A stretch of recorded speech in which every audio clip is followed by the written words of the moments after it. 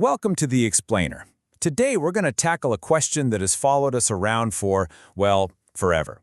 A problem that gets to the heart of what it means to be human. So, let's just put it out there. Can we actually end suffering? It feels like a massive, maybe even impossible question. But over 2,500 years ago, a young prince started asking it, and his search for an answer changed everything. You see, this prince, Siddhartha Gautama, lived a life of total luxury. He was literally walled off from anything unpleasant. But the moment he stepped outside his palace, he was hit with a few hard truths about life that none of us can escape. First, he saw the simple, unavoidable fact of life. People get old. Then he saw that even the healthiest and strongest among us, well, they get sick. And finally, he saw that every single life, no matter how grand, eventually ends. Seeing this cycle of aging, sickness, and death, it wasn't just some passing thought for him. It became his life's mission to find an answer. And after years and years of searching, he became the Buddha, which means the awakened one. And what he discovered wasn't some far-out mystical secret. It was actually a super clear, four-part diagnosis, almost like he was a doctor for the human spirit. He called his discovery the Four Noble Truths.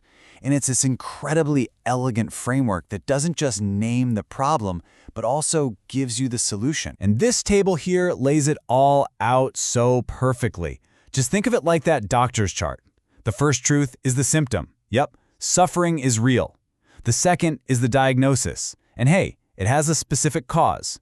The third is the prognosis. And it's good news, it can end. And fourth, you have the prescription. Here is the exact path to do it. So let's start with that first truth, dukkha. It gets translated as suffering, but it's a little more subtle than that. It's that background hum of dissatisfaction. You know, the stress, the worry, the feeling that things just aren't quite right. This isn't about being negative, it's about being realistic. That yeah, life has its bumps. And this quote right here, it gets to the absolute core of it. Even the best moments in life don't last forever. Everything is always changing.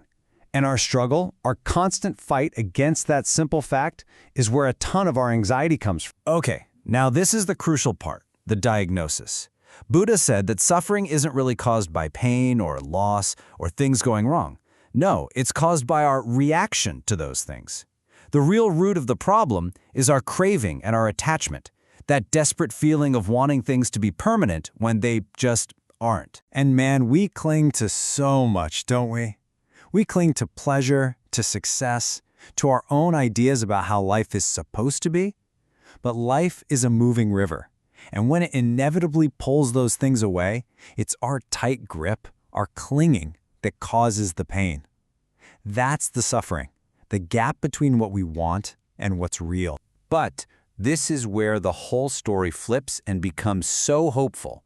The third noble truth, nirodha, is the prognosis. And guess what? It's good news.